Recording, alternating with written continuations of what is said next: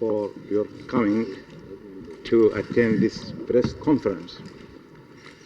I'd like to catch this opportunity to thank our distinguished guest, Dr. Debeki, and Dr. Lori, and his team, Dr. Lori, Dr. Story, Mrs. Ellen Morris, Dr. David Young, Dr. Nita Wersch, and Mrs. Betty Riley of Houston, Texas, as well as to Dr. Benjamin Keane and Dr. Williams of New York and Dr. George Flandrin of Paris for their great help and kind advice in the management of our patient. I'd like to thank you very much. Our Egyptian doctors who shared in the treatment of the Shah are Dr. General Abnegir Lutfi, General Rushdi Diwan, Brigadier Muhammad Kamel, Brigadier Fuad Noor, General Zakaria Al-Baz, Brigadier Amin Afifi, and Brigadier Lutfi Mubarak. Have you got the names? The voice, oh yes. All right, later on we can give you the list. The list, yes. I think you like to. They made with us to make this a truly collaborative team effort in the care of the Shah, because it required that, since his condition was one that was quite serious, and the operation was a critical one. And they made it quite easy for us to work in their institution with them and to consult with them in the preparation of the patient for the operation. Now, the operation was delayed because of the condition of the Shah, particularly in terms of the effects of the spleen in its abnormal function upon the destruction of blood and the continued weakening of the Shah's condition. It was a type of condition that we call hypersplenism, in which the function of the spleen becomes abnormal and actually begins to destroy the cellular elements of the blood rather than to simply normally filter the abnormal elements of the blood, which is part of its normal function. It had also greatly enlarged. And under those circumstances, it becomes absolutely necessary for the spleen to be removed. Their support and cooperation in allowing us to work with them in this institution made it possible to prepare him for the operation in a very satisfactory manner and to provide the necessary support during the operation and, of course, immediately after the operation, because that's a critical part of the total therapy under these circumstances. And the fact that the operation went off very efficiently and successfully last night, when we reached the stage where we felt we had gotten him into the optimal condition and were afraid to delay it further, since we had reached the peak of his status for the operation. The operation was done quite smoothly, and immediately after the operation we saw a good response in terms of the blood function, and this morning his condition is very satisfactory. We're very pleased with his response. He's resting comfortably, and he already, I think, shows great improvement in his condition. You found when you operated, in other words, the condition of the Shah with respect to cancer in the spleen or elsewhere in the body that you may have discovered? We did not find any evidence of cancer elsewhere in the body. We were only in the abdomen where the spleen was, you see. So we obviously didn't do any surgical exploration of the rest of the body.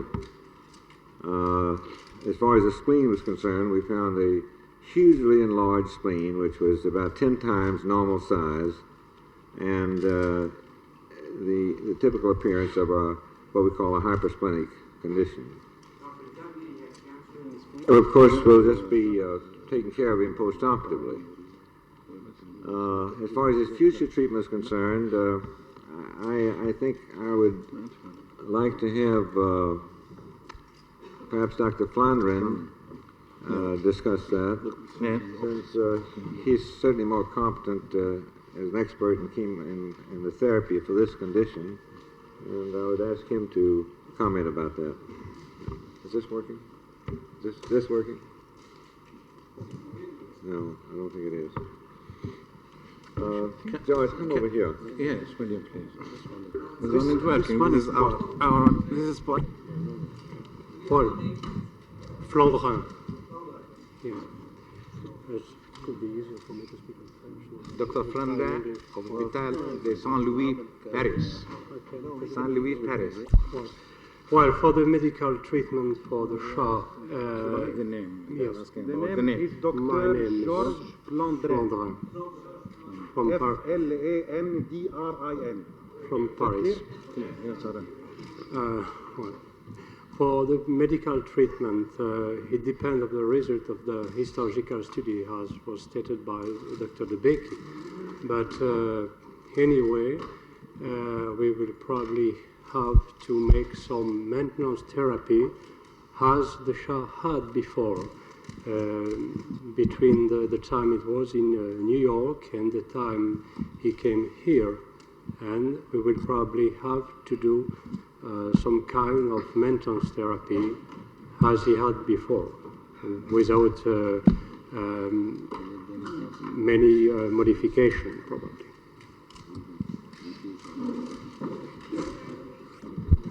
Well, normally the postoperative period of recovery for the hospital period of recovery is about 10 days, and I would expect him to proceed normally, and therefore within about 10 days he should be able to leave the hospital. Can you comment about that? Do you understand what she's saying? Huh?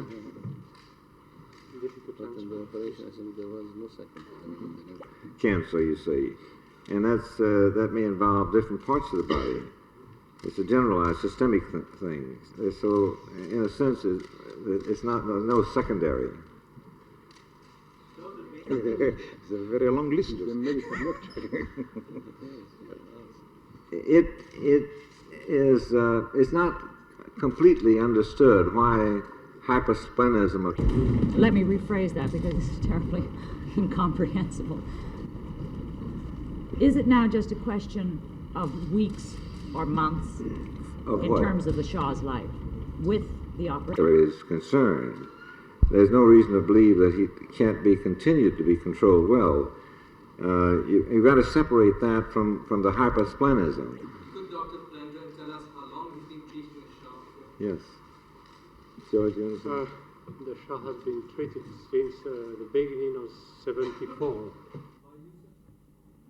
Yes, by myself and some other French doctors. Yes. Are you from the Pasteur Institute, sir? No, I'm from Saint Louis Hospital in Paris. From cancer, is it? You are specialized In hematology. Blood disease. In blood diseases. Yes. Hématologie en français. Maladie du sang.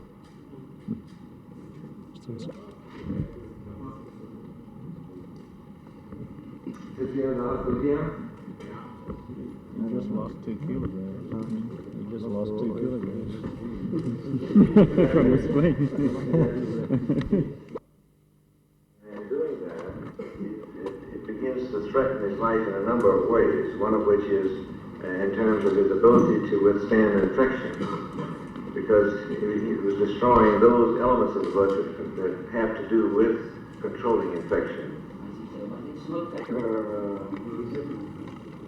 Dr. Story and Dr. Then surely those functions which could be taken over by other parts of the lymphatic system will also be threatened, and therefore it will be increasingly difficult to get rid of dying red blood cells and that sort of thing. Yeah. Simply because of the involvement with the lymphatic cancer doesn't mean that those organs can't function satisfactorily. They can. And as a matter of fact, they are functioning satisfactorily right now. Within less than 20